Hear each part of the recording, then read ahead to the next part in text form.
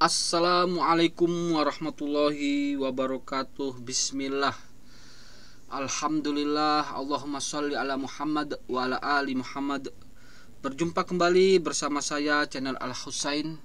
Kali ini saya akan melanjutkan kisah sejarah yang ditulis oleh Lothrop Stoddard yang berjudul Dunia Baru Islam, memasuki bab ketiga bagian ke-6,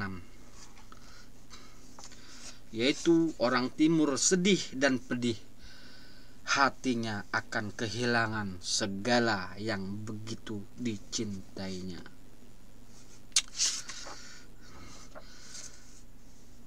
Bismillahirrahmanirrahim. Bagi semua orang timur yang tinggi dan yang rendah, zaman lama yang jaya sesungguhnya mempunyai penuh daya tarik yang diingatnya dengan sesalan penyesalan yang sedih. Bagi pangeran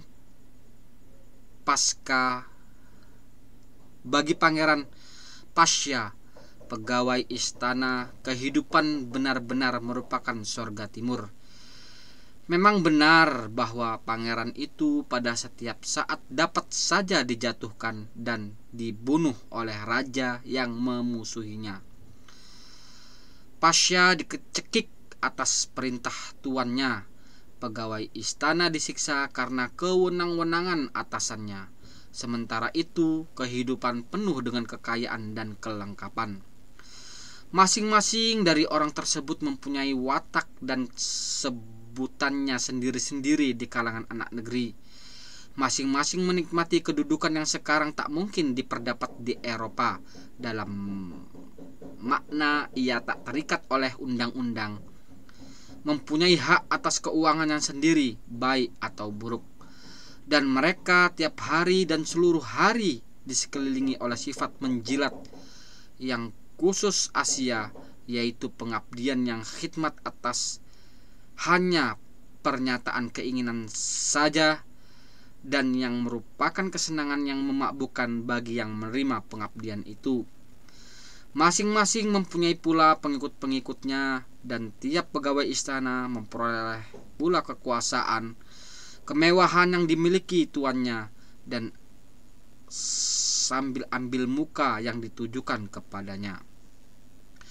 Kekuasaan itu menentukan hidup dan mati. Dalam kemewahan termasuk memiliki tiap wanita yang diingini.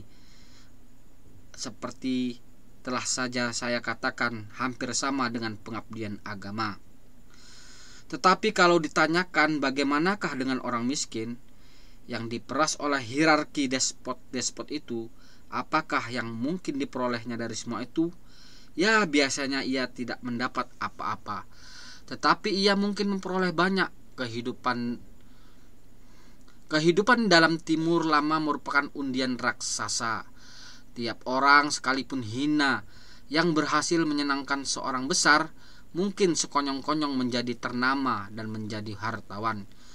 Justru inilah yang disenangi oleh watak timur, karena di timur nasib dan keinginan sewenang-wenang lebih dikehendaki daripada ketentraman yang dihargai barat.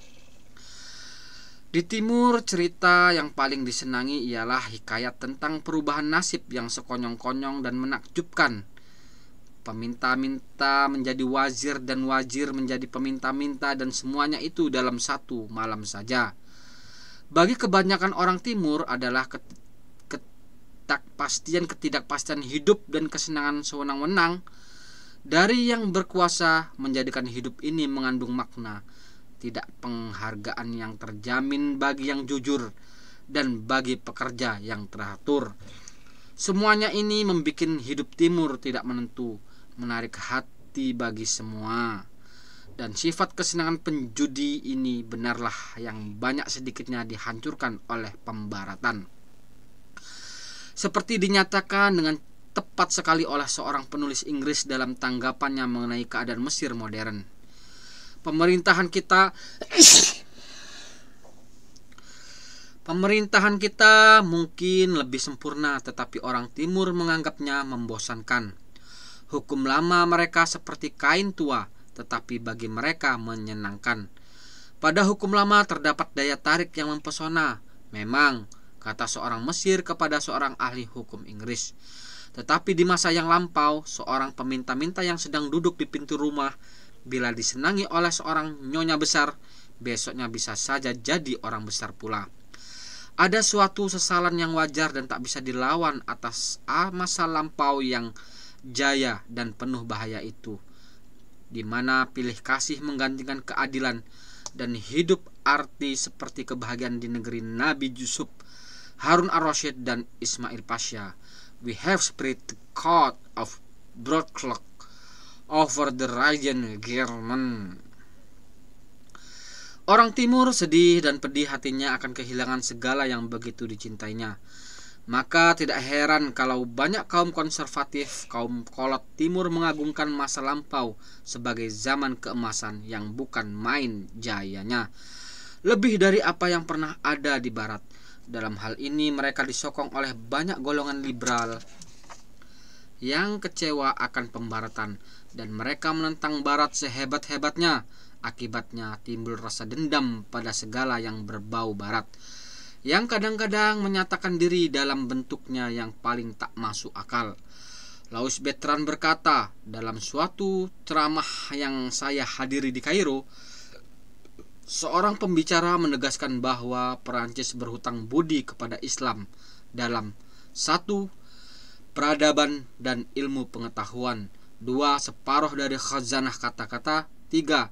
Segala apa yang baik dalam watak dan mental penduduknya, yang menganggap bahwa sejak abad pertengahan sampai kepada revolusi tahun 1789, semua tokoh-tokoh pejuang untuk kemerdekaan seperti kaum Albigenzi, Calvin, Vadois, dan Camisards agaknya keturunan Arab. Ini berarti suatu pencaplokan total Prancis oleh Maroko. Dalam pada itu adalah menjadi kebiasaan golongan nasionalis Mesir yang radikal mengunjungi Spanyol untuk bersemedi di Taman Alcázar di Sevilla atau Alhambra di Granada dan menangisi kemuliaan Islam di dunia barat yang telah lenyap. Lebih hebat lagi perkataan-perkataan orang Hindu yang termasuk golongan yang rindu kepada zaman keemasan itu. Bahkan mereka melebihi saudara-saudaranya kaum muslimin. Mereka yakin benar bahwa Hindustan adalah tempat lahirnya semua agama yang benar, filsafat, kebudayaan, peradaban, ilmu pengetahuan, penemuan baru, dan lain-lain sebagainya. Mereka memastikan bahwa bila habis masa gerhana yang sekarang di India, gerhana yang terjadi tentunya lantaran pemerintahan Inggris, niscaya kembalilah India bersinar terang dan jaya, berjuang untuk keselamatan seluruh dunia dengan berpegang teguh kepada semboyan lama. Tiada suatu pun yang baru di bawah kolong langit. Mereka temukan dalam kitab Veda dan naskah suci agama Hindu lainnya, bahwa dalam kisah-kisah Hindu kuno telah lebih dahulu diramalkan sebagai kejadian di zaman modern ini, termasuk apa yang baru saja terjadi, seperti kapal terbang yang menjatuhkan bom dan liga-liga bangsa. Segala kebanggaan ini terhadap kebesaran masa lampau yang hilang tidaklah ada gunanya. Timur seperti Barat juga mempunyai keistimewaan, tapi Timur juga punya kesalahan istimewa yang selama 1000 tahun yang akhir menodai kebanggaan itu, sehingga terbelakang, macet dan merosot. Sekarang dunia timur sedang dirembesi dan disegarkan oleh Barat. Hasilnya nanti bukannya pembaratan seluruhnya dalam arti kata jiplakan atau perubahan mutlak. Timur tetaplah timur, tapi timur sendirinya akan menjadi timur yang baru dari hasil asimilasi dengan ide-ide Barat sejati.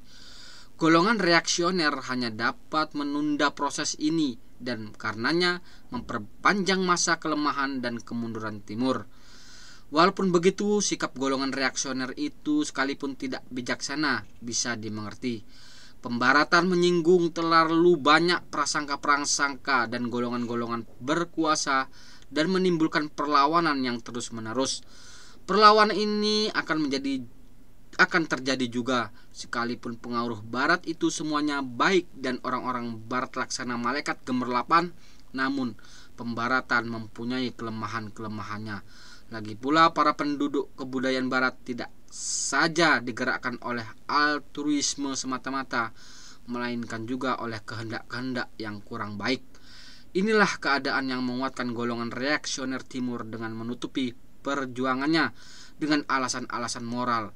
Tambah pula adalah ciri yang paling tidak enak dalam setiap perubahan kebudayaan apapun juga, terutama sekali dalam bidang ekonomi dan sosial. Ada saja banyak faktor-faktor ikut mempengaruhi dan sifatnya sangat menyakitkan hati.